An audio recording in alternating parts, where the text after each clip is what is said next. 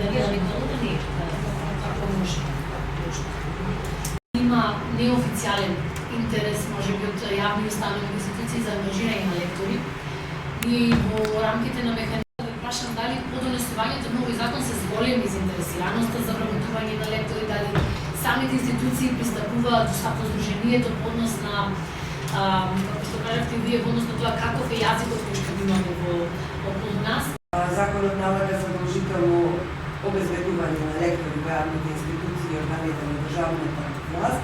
Дополнително законското решение предвидува името на лекторот да биде наведено на материјали.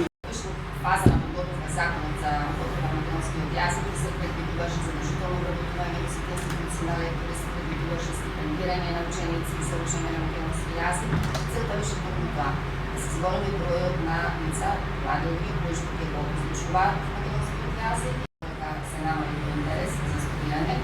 така што